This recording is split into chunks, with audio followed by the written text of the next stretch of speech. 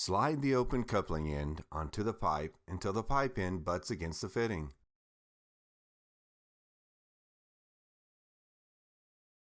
Align the open coupling key with the mating groove.